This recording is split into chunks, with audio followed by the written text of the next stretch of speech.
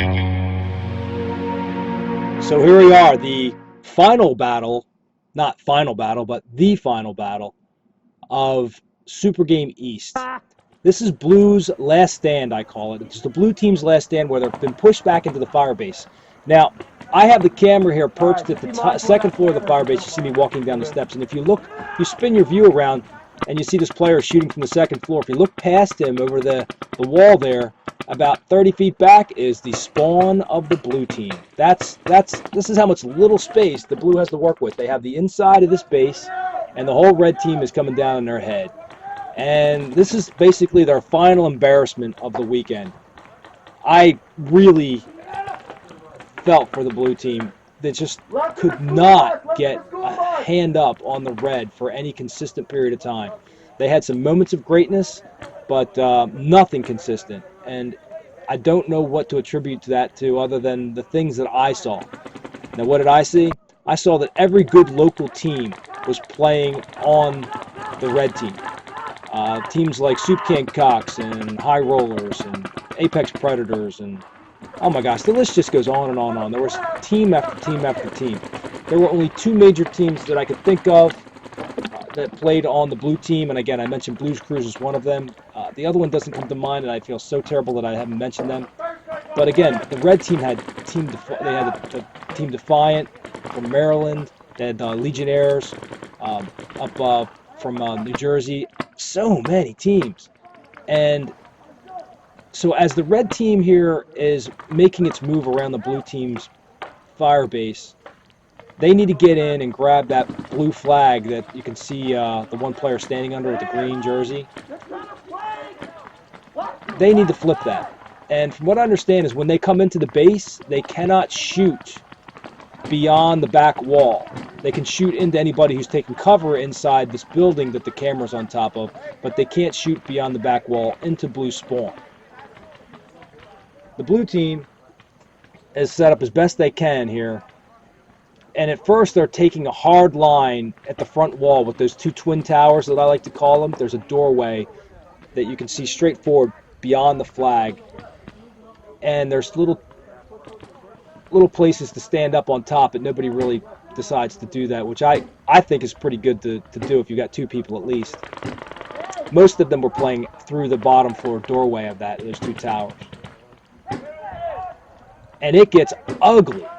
Right now it's early, and the Red team is starting to put together little bonsai rushes of 6 and 8 players with suppression fire, and you'll hear the gunfire go. Well, here's one of them right now. And again, in the GoPro video, I'm up close and personal getting that footage. Right here, it's early enough that they're far away and you can't really get a good visual on it. But they're making their way to that front wall with those two towers. And eventually they get into the base here and they make their rushes on that flag. So that's some footage as it's going to come up here that you're going to enjoy watching. If you look to the right there of the blue flag, inside this berm wall, there's a building, small building with a doorway. Players take cover in there, posted up, so that as players come through the door or make rushes for the flag, they're easy pickets. Same thing from the other side, I believe, but the player who got the most shots in was in that building to the right. As you can see, the second floor should have got a little more love. I think they could have had at least 2 players up here. I think they had one up there on occasion. They had a lot of players playing from the bottom floor window. There's another rush you can hear taking place. And I believe you're going to see me get up on the berm with the GoPro to get some footage.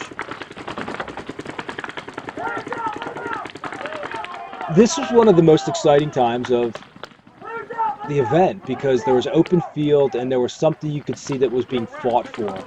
Whereas, I don't have real criticisms of OXCC. I think this is probably the best scenario field to play on the East Coast. But there's always things you can tweak and make better. And the one thing that I've always had concerns with these berms is that advanced paintball players don't pop up over barriers. They play out the sides. They know enough not to pop up unless they're strictly popping up. In other words, you can't pop up over the top of a of a wall and hold that lane. You can't post up and stay there. You're going to get shot in the face. Everybody's got a shot from you from every angle. Whereas if you come out the side, you're able to snap back in, just rock back in quickly and easily, and you've also got a limited liability of where people can shoot you from. So if you've watched any of my how-to videos as a beginner, you know this is something I've preached from the beginning. So with these berms, and I've suggested this to OXCC, and in their infinite wisdom, well, actually, there's a lot of reasons, and I don't want to sound insulting, but they have stated that they just can't do this. But you tell me if this doesn't sound like a great way to do it. Why not put sectional walls at the top of berms so that either team can get up to that sectional wall and then stand on the top of the berm and play side out off of the wall?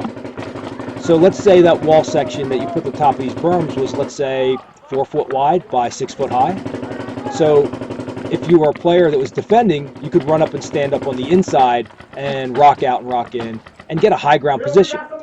If you were an attacker and you could make it to that same wall, you could get up close and personal and still not get shot out and be able to take advantage of it if you could get out and hold the lane on occasion. Even if you couldn't get on the whole lane, you'd still be safe behind that wall because you got at least 4 foot to play with. And it's not too much. There's a yin and yang to it. There's a balance.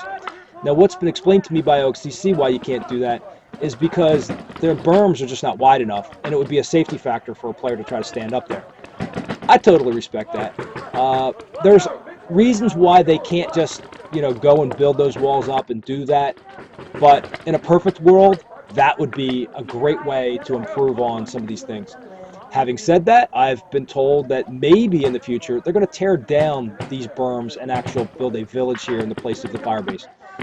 Don't take me to task on that. It's just one of those things that it may or may not happen. As far as I'm concerned, I like the Firebase. I think it plays well. It's got some, like I said, it's got some things that could be made better, but it's always been versatile. It's been there for years. It's like a staple at OXCC. And when it goes, I think we'll all kind of miss it. So as you can see right now, the good news is for the blue team is if they've got to respawn, they don't have a whole long way to go. They walk through this building, go out the back door 30 feet, and come right back in.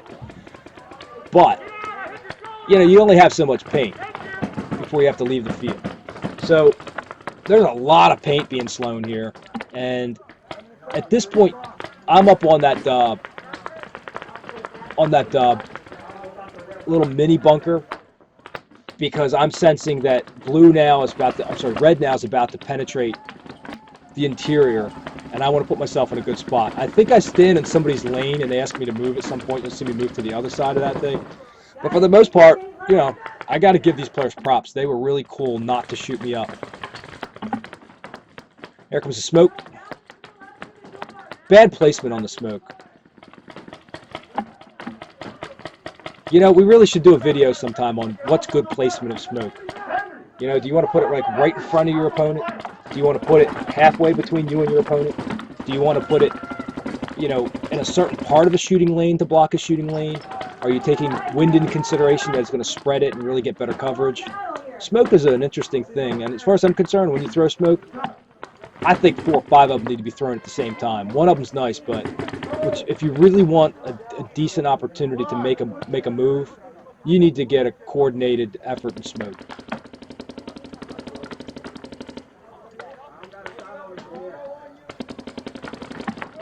A lot of spray hitting the lens on this one side, but at least you can still see. The nice thing is if you flip your camera view around, you'll see the actual paint splattering and chipping, and it's pretty cool to kind of see that effect. You can see them landing in certain places. But I have to ask myself, who the hell's shooting paint up here on the second floor in the first place, but there's no player up there?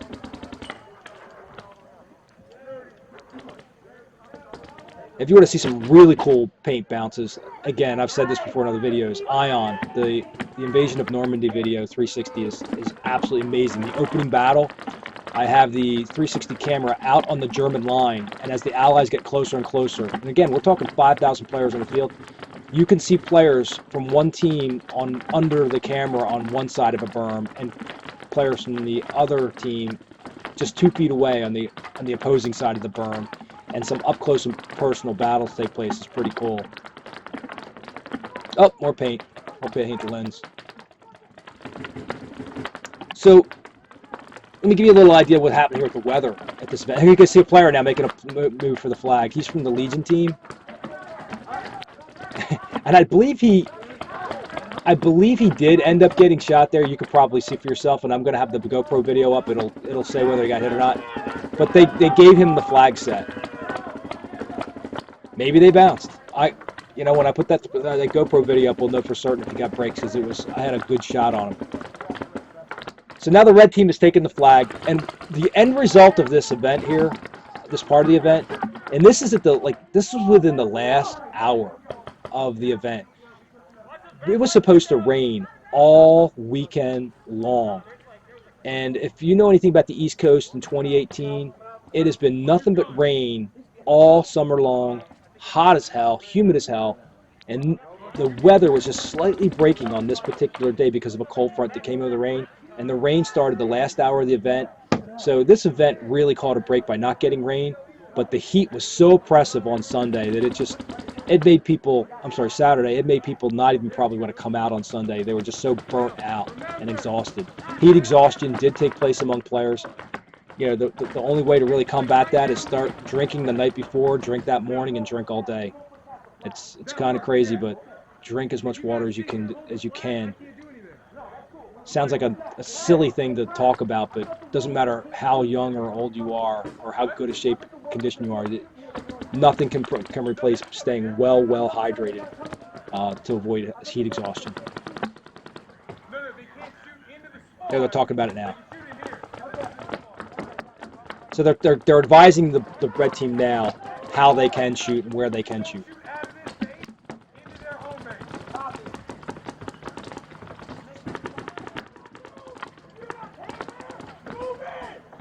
So the red team is really getting aggressive now. You can see they're filling in.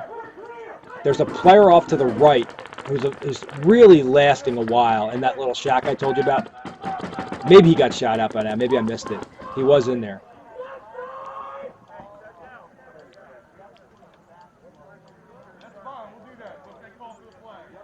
Now, if you've ever played the second floor of a building, you know that you've really only got an advantage until a team closes range. So as a team you've got extra range from that high ground, but once they get equal range to you, then you can't pop out. You can't hold a lane at all. So second floor becomes a liability real quick in a hurry. So the time to use the second floor is early on, and then at least have somebody up there to take advantage of the opportunities they get, but they won't have as many as a team closes range on them.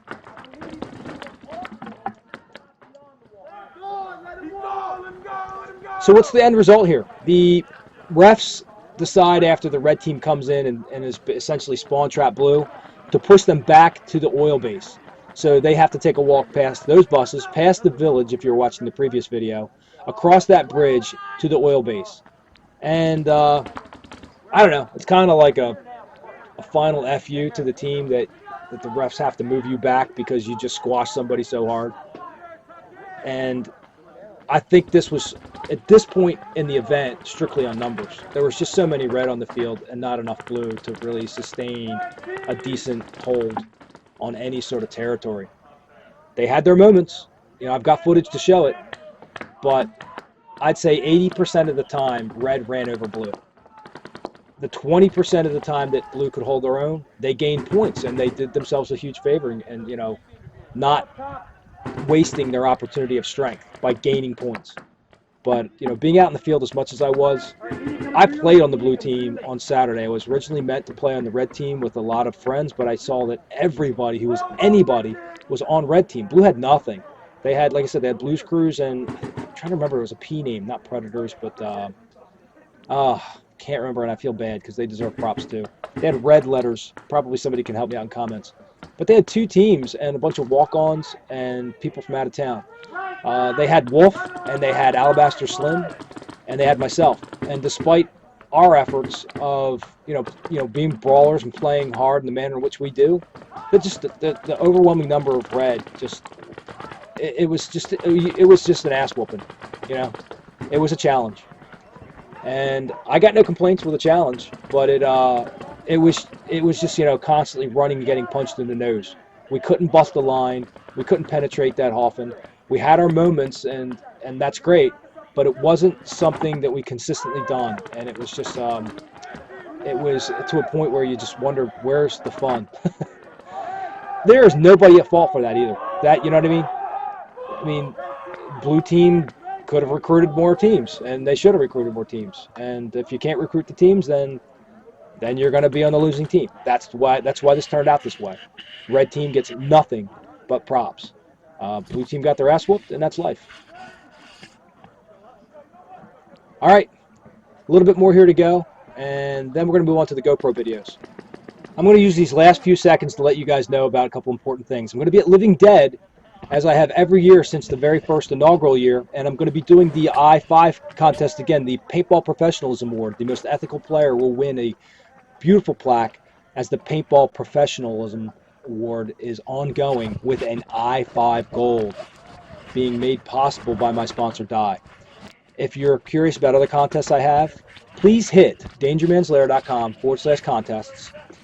And to know when all my videos drop, follow me on Twitter. I am DangerMan XX across all social media, Pinterest, Instagram, etc. So please, in closing, leave me a comment, even if it's just like nice or thanks. Leave a like, and if you can, share the good ones. Share the ones you really like with a friend. I will see you in the next videos. The good stuff is finally coming.